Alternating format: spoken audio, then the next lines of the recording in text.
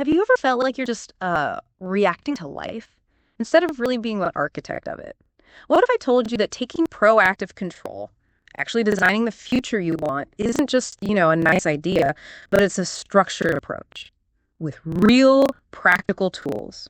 Today, we're doing a deep dive into exactly that, how to intentionally shape your future.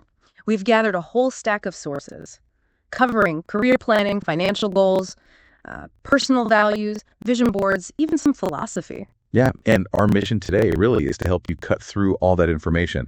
We want to pull out the most important bits of knowledge, the key insights from all these different places so you can understand what's essential and, feel empowered to actually build the life you want proactively. Okay, so let's kick things off with this core idea of shaping your path. We're starting with something called life design. It actually came out of Stanford's D School, and it uses design thinking methods, the stuff usually used for products, to help you sort of prototype and build a life that feels meaningful, joyful, fulfilling. And the great thing is, it really applies to everyone. It doesn't matter what your background is. You can use it to design your career, sure, but also your whole life's ambitions. Right. And what's often misunderstood, I think, is that this process isn't strictly linear. You might see diagrams that make it look step by step, but it's more flexible. Exactly. Yeah. The creators really emphasize that it's iterative. Think of it less like a rigid plan, more like running little experiments in your life. You see it being used everywhere now, like universities helping students figure out what's next, or people rethinking things mid-career. Okay. Ultimately, life design is about getting past those vague ideas, those intentions, and making real informed decisions about what actually matters most to you. Got it. So with that kind of mindset established, where do we start with the practical stuff? Like a career path plan, is that just a document? Well, it's more than just a document. Think of it as your navigation system for your professional growth. Its purpose is to outline your goals, short, medium, long term, and crucially, the actual steps you're going to take to reach them. And it's definitely a living document. It has to be. Meaning it changes. Yeah, constantly. Because you change. Your passions change. The market changes. Like you might map out becoming a senior product manager, but then you suddenly get really into AI ethics or maybe ethical hacking, right? And boom, your whole plan needs a rethink. This system helps you steer that proactively. That makes total sense. So, okay, for someone listening who wants to start this, how do you actually make a plan like that? Our sources seem to have a pretty strategic approach. First step seems to be assessing your skills, honestly. Absolutely. And it's not just listing things you know. It's like figuring out where you are on a map before you start a road trip, right? Yeah. You identify your skills, interpersonal, technical, whatever, and then you rate yourself. Like basic, proficient, advanced. So maybe an entry-level data analyst, list SQL, Python, communication. But then they really think, okay, how good am I actually at each one? Right. That honesty is key. Then what? Explore potential paths. Exactly. The world of work is always shifting, so you've got to stay updated. Follow industry trends, maybe join some professional groups online or in person. Informational interviews are great too, just talking to people doing jobs that sound interesting. Like the example of a junior software developer exploring edge computing. Yeah, maybe they see chatter about it online, dig a bit deeper, talk to someone and think, maybe edge solutions architect is something I could aim for. Okay, and then there's looking for case studies or role models. Yeah. This was really powerful. Studying people who've already got to where you want to be. It's not about copying them exactly. More about seeing the patterns. Precisely. Finding out what skills they developed, what paths they took. You can look on LinkedIn, association websites, read biographies. Like maybe you notice lots of top lead UX designers have a certain Google UX certification. Well, that gives you a concrete thing to look into. Got it. So you've done your research, you have some ideas. Next up is setting SMART goals. Specific, measurable, achievable, relevant, time-bound. This is where vague wishes turn into actual plans. Specific, measurable. Achievable and relevant are often the tricky ones. People set goals that are just too big right now. Or maybe they don't really align with where they truly want to go long term. So like the IT support specialist wanting to become a UX designer, what's a SMART goal there? Okay, so instead of learn UX, it'd be something like, I will complete 2 specific online courses on UX fundamentals and create wireframes for my own small project app by the end of Q3. Oh. Specific, measurable, time-bound. And achievable and relevant to the bigger goal. Right, okay. And then prioritizing skills, because you can't learn everything at once. Exactly. You look at job ads for roles you want. What keeps popping up? Research market trends, what's actually in demand. Find that sweet spot between what the market needs and what you're genuinely interested in. Makes sense. And finally, Identify concrete steps and actually do something. Yes. Take action. This is where the rubber meets the road. Break those SMART goals down into the tiniest possible steps. So, learning Swift for iOS apps, maybe it's just 15 minutes a day with Swift Playgrounds, or one online course module a week, checking the subreddit for tips. It's that consistent daily effort. Even tiny steps add up. Okay. And beyond those steps, any broader tips from the sources on setting career goals? Yeah, a few recurring themes. Conduct that honest self-assessment we talked about. Be open to researching different paths, even unexpected ones. Schedule regular check-ins, maybe with a manager or a mentor if you have one. And this is important. Prioritize your personal aspirations, not just what your current company wants for you. Right. Keeping your own compass aligned. Exactly. And review your goals regularly. Life happens. Adjust as needed. And don't forget to celebrate the small wins along the way. It keeps you motivated. Absolutely. Okay, let's pivot now. We've talked careers. Let's talk financial goals. These seem absolutely essential for, well, stability, right? And avoiding just drifting financially. Oh, completely essential. They're key for long-term stability and, frankly, for preventing common mistakes like overspending that can really sabotage your future plans. And it helps to think about them in terms of time frames, short-term, mid-term, long-term. Okay, break that down. Short term is like, Within about a year, things like setting up a budget you actually stick to, building a starter emergency fund, maybe aggressively paying down high-interest credit cards, foundational stuff. got it. Midterm. Usually 3 to 5 years out. Right. Saving for a down payment on a house, maybe funding further education, paying off student loans, perhaps. And long term is the big picture. Yeah, 5 years plus. Retirement planning is the big one, paying off your mortgage eventually, maybe even thinking about generational wealth. And for those long-term goals, time is honestly your biggest advantage. Compounding is powerful.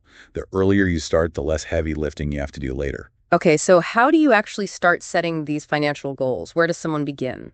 First step, just like with careers, is assessing your current situation. You need to know your income, your expenses, savings, debts. Get a clear picture. Then define your goals using that SMART framework again. Not just save more, but Like the example, I will save $30,000 for a house down payment in 5 years by setting aside $500 a month. exactly, specific, measurable, all that. And then you have to prioritize. You can't do everything at once, like building that emergency fund. That should probably come before you start putting large amounts into speculative investments, right? Safety net first. Makes sense. And these goals fit into a bigger financial plan. Yes, they're all interconnected. Budgeting is the bedrock.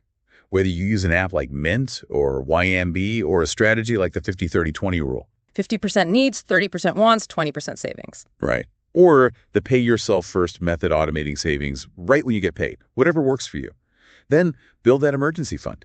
Aim for 3 by 6 months of essential living expenses. Maybe even up to 12 if you're self-employed or have unstable income. It's for the unexpected. So you don't have to dip into investments or go into debt when life throws a curveball. Exactly. And then there's debt management. You've got the avalanche method, tackle high interest debt first, mathematically best, or the snowball method, pay off smallest debts first for psychological wins. Which can be really motivating. It can. And it's important to know the difference between good debt, maybe a low interest mortgage building equity, and bad debt, like high interest credit cards that just drain your wealth. Tackle the bad debt first. Okay, so you have the plan. How do you stick to it? Implementation and monitoring. Automation is your friend here. Automate savings contributions. Automate investment deposits, like to a 401k or a Roth IRA if you have access. It takes the willpower out of it. And remember, these goals aren't set in stone. Review them at least once a year or whenever life changes significantly. New job, kid, whatever. Your priorities might shift. Adjust the plan. And are there common challenges people face? Things to watch out for? Oh, yeah. Underestimating expenses is a big one. Procrastination, I'll start saving next month. Emotional spending, buying stuff to feel better. And sometimes just ignoring tax implications of financial decisions. Being aware of these traps is the first step to avoiding them. Got it. Okay, let's shift gears again. Something a bit more creative, maybe. Vision boards. Are these just arts and crafts, or is there more to it? Well, they can be fun arts and crafts, but there's actually some interesting psychology behind them, too. They're a tool for goal setting, sure, but also for, manifestation. They work partly by engaging your brain's reticular activating system, the RAS. Basically, you're priming your brain to notice things related to your goals. So you see opportunities you might have otherwise missed. Exactly. They help you clarify and prioritize goals, values, intentions. They act as visual affirmations, maps towards what you want. And yeah, They are fun to make. Seeing those images and words regularly representing what you want to do, be, and have keeps those desires top of mind, pushing you towards them consciously and unconsciously. Okay, I'm intrigued. How do you actually make one? Walk us through the steps. Sure. First, maybe do a little status check, reflect on the past year, maybe jot down some thoughts in a journal, what worked, what didn't. Second, brainstorm your goals, big dreams, small wishes, intentions, maybe a word for the year. Just get it all out, then prioritize what feels most important right now. Okay. Then find pictures. Yeah. Step 3 is find images and words that really capture the feeling of your goals. Magazines are great. You can often get old ones free from libraries or thrift stores, or just print stuff from the internet. Artworks, photos, quotes, then you kind of cull them down to the ones that really resonate. And step 4 is optional but recommended, creating a structure. Right. You can divide your board, poster board, cork board, whatever, into life areas. Finances, health, relationships, career, etc. You can even write goals directly onto the board in those sections. It helps make sure you're thinking about all parts of your life, gives it a bit more intention. And step 5 is just stick everything down. Pretty much. Arrange it until it feels right, tells your story, then glue or pin it down. Step 6, also optional, embellish it. Add your own drawings, words, glitter, whatever makes it feel like yours. And 7, display it somewhere you'll see it often. Crucial step. Bedroom, office, wherever you'll see it daily. Take a picture for your phone or computer wallpaper too. Constant reinforcement. Yeah. And the final step, number 8, is remembering that making it is just the start. Use it as a roadmap. Let it guide your choices and actions. So it's not just passive wishing? Not at all. And they could be digital too, like on Pinterest. Doesn't have to be physical. The key is dreaming big, but also being creative. We had a client actually who dreamed of writing, like on a sunny balcony overlooking the sea with a dog. Classic dream, right? Sounds lovely. Yeah. She couldn't afford a beach house, obviously. But she got creative, joined a pet sitting website, and ended up spending 3 months in California, living that exact scenario, writing on a balcony, sea view, looking after someone's dog. Wow. That's amazing. Isn't it? It just shows a lot of the things we desire, maybe the feeling of them, can often be experienced now if we prioritize them and think outside the box a bit. That's a really powerful story about alignment. And speaking of alignment, let's talk about personal values. These seem pretty fundamental to everything we're discussing. You really are. Values are basically those things that are especially important to us, like family, health, security, freedom, honesty, creativity, you name it. They're kind of the underlying theme of our lives, our internal compass. They tend to be long-term motivators, though they can evolve as we go through different life stages. So like what's important in your 20s might shift a bit by your 40s or 60s. Exactly. And when you live in a way that aligns with your core values, it's incredibly motivating. It gives you that sense of inner consistency, contentment. You feel less conflicted. And knowing them helps with decisions, big and small. Hugely. From the massive life choices, career, relationships, where to live, down to the tiny daily ones, like what food you buy, how you spend your Saturday afternoon. Our sources emphasize that these seemingly insignificant choices accumulate. They either reinforce your values or they slowly pull you away from them. Okay, so how do you make sure you're living in harmony with them? What are the practical tips? The first, you actually need to know what they are. Reflect on times you felt really happy or proud or even really angry. What was going on? What value was being honored or violated? Once you have your top, say, 5 values, remember them. Write them down. Keep them visible desk, phone wallpaper, whatever works. Keep them top of mind. Right. Second, constantly define your why. Ask yourself, why am I doing this? Whether it's going to work, doing a hobby, making a purchase, does the why connect back to one of your core values? Third, look for inconsistencies. Where do you feel off? Like you're not living up to your own standards, maybe family time or health or career growth. And then make small changes. Small, regular changes. If family is a top value, but you're always working, maybe plan one specific family activity each week, even a short one. Build consistency. And finally, review them regularly, maybe every 6 months. Just check in. Are these still my core values? Has anything shifted? Your needs and motivations do change. That makes sense. Living by values often means building positive behaviors, which brings us neatly to habits and routines. These seem critical for making any positive change stick long term. Absolutely critical, especially when you think about big goals like health or financial security. These often require lifetime effort, right? Right. Routines are your allies here. They help you incorporate these behaviors slowly, sustainably, so they eventually feel almost automatic. They free up willpower. And there's a difference between a routine and a habit. Yeah, subtle but useful distinction. A routine is more like a sequence of actions you often do together, maybe requiring little conscious thought like your whole morning sequence. A habit is often more specific, a behavior triggered by a particular cue, like maybe you always put your keys in the same bowl when you walk in the door. The cue, walking in, triggers the habit, keys and bowl. Habits automate specific choices. Okay. And forming these, it takes time, right? It's not instant. Definitely not. Studies vary, but one often cited suggests an average of like 66 days for a simple habit to feel automatic. But the range is huge, 18 days to almost 250 days for some people and some habits. The really good news, though, missing a day doesn't ruin everything. Perfection isn't the goal. If you skip a workout or eat junk food one day, just get back on track the next day. Consistency over the long haul matters way more than intensity or perfection. That's reassuring. So how do you actually turn doing something into a routine? What are the strategies? Well, one strategy is building daily structure. Fewer decisions means less decision fatigue. When we're tired, we tend to choose the easy option. Not always the best one. Planning ahead helps too. Meal prep. Scheduling workouts in your calendar, you remove the should I or shouldn't I decision in the moment.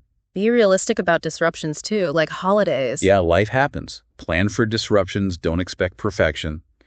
And a big one, add only one or two new things at a time. Trying to overhaul everything at once often leads to behavior relapse. You get overwhelmed and drop everything. Think small steps, habit stacking, build one habit, then add another. Right, slow and steady.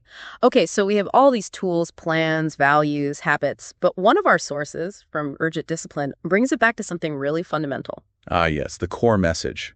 The only way to actually create a life you want is to take some action. Simple, but powerful. The analogy they use is great building muscles. You can't just think about lifting heavy weights. You have to actually start lifting the lighter ones first. You got to do the reps. Exactly. And the source makes a great point about motivation versus discipline.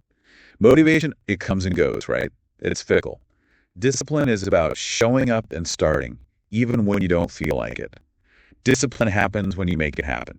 They talk about non-zero days. Yeah, the idea that as long as you do something, anything, no matter how small towards your goal each day, it's not a 0 day. You're still moving forward. And the best way to ensure that is often breaking tasks down into the absolute smallest possible first step. Make starting ridiculously easy. Action is key. But what about fear? The sources acknowledge that fear plays a role too. It does, and it's complex. Fear can be a motivator. Fear of mediocrity, fear of regret, fear of not finding out what you're capable of, that can push you. But fear of failure, fear of hardship, those can be huge obstacles. The source suggests seeing these fears not as stop signs, but as challenges to be overcome. Conquering them makes you stronger.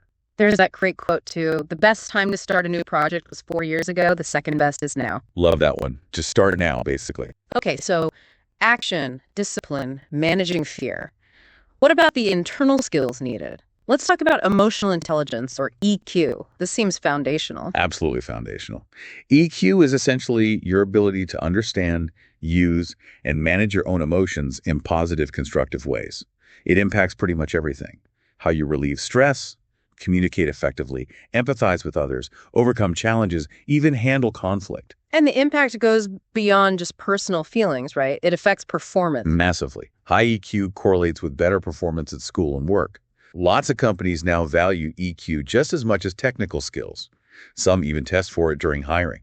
It also impacts your physical health through stress management and your mental health. And of course, it's crucial for building and maintaining strong relationships, better communication, more empathy.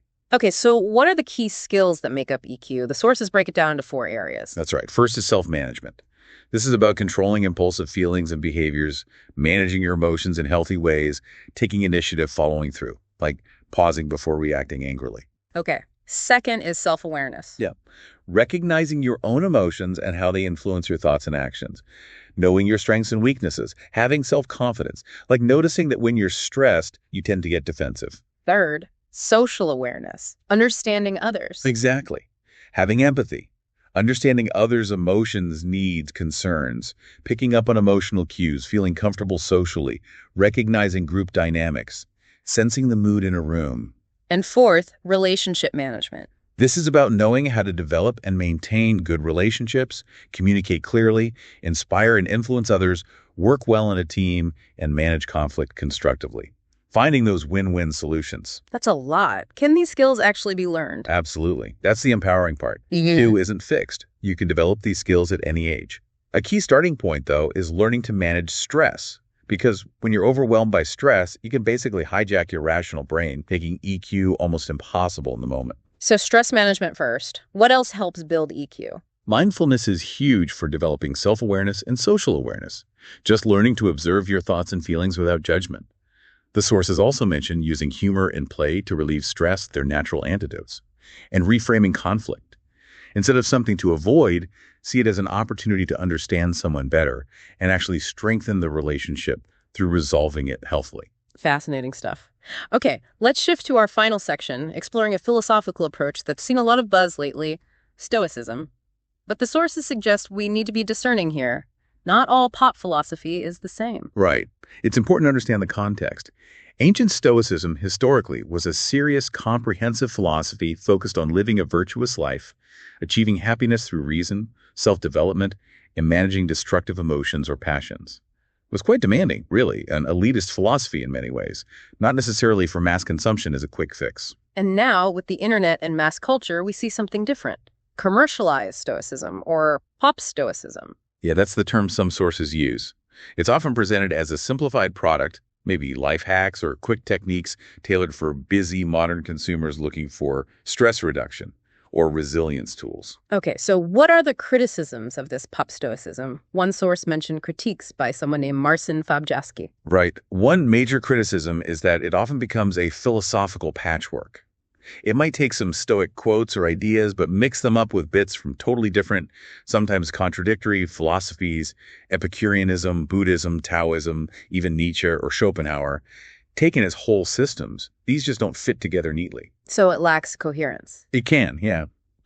Another criticism is that it can promote a kind of harmful philosophy of passivity.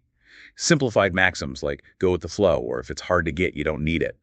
Critics argue this could be really unhelpful, even detrimental, when you're facing serious challenges that require struggle and perseverance, like difficult studies, or caring for a sick relative, or fighting for social justice. Where going with the flow isn't the answer. Exactly. There's also criticism of its therapeutic techniques, like relabeling bad situations as somehow positive. While reframing can be useful, it can seem naive or inadequate when applied to truly severe situations, like incurable illness. The source mentions a flawed example used about being safe in a car during lightning, pointing out it misunderstands the actual physics involved, Faraday cage, suggesting a lack of depth. And finally, there's the commercialization aspect. Sometimes these Stoic-ish ideas are presented in workshops alongside, say, belly dancing or hormonal yoga, suggesting the focus might be more on selling a trendy self-help product than on deep philosophical change. Okay, that's a pretty strong critique. But are there more rigorous modern approaches? The sources mentioned Thomas Muser and post-Stoicism. Yes.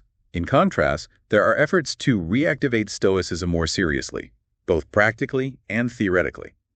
Muser's approach, for instance, aims to use Stoic principles, but enrich them with insights from modern science, neuroscience, psychology. It's also generally more open to accepting wisdom from other philosophies rather than being rigidly dogmatic. They use classic Stoic exercises like premeditatio malorum, thinking about potential future misfortunes to prepare mentally, or cultivating a cosmic perspective to gain distance from everyday problems.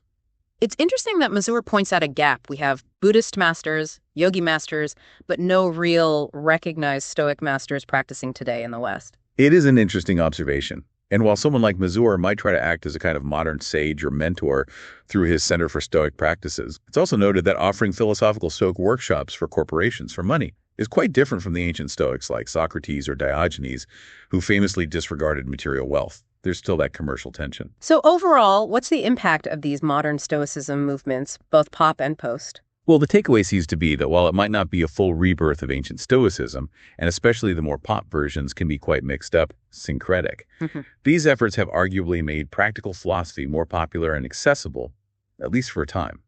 And for some people, it might have been a gateway to exploring philosophy more deeply, which is potentially a positive outcome. Right. A complex picture. Well, we have covered a lot of ground today in this deep dive, from really practical strategies in career and financial planning to the more creative power of vision boards, understanding your core values as a compass, building habits, developing emotional intelligence, and even navigating the complexities of modern philosophy like Stoicism. It's a whole toolkit for designing your life, really. And if we bring it back to that core idea from earlier, remember, taking action is the only way to actually create the life you want. Even those small, imperfect steps forward are always better than staying stuck in inaction. So maybe the question for everyone listening is, what's one single tiny action, maybe inspired by something we talked about today, that you can take right now to start moving towards that life you've been designing in your mind?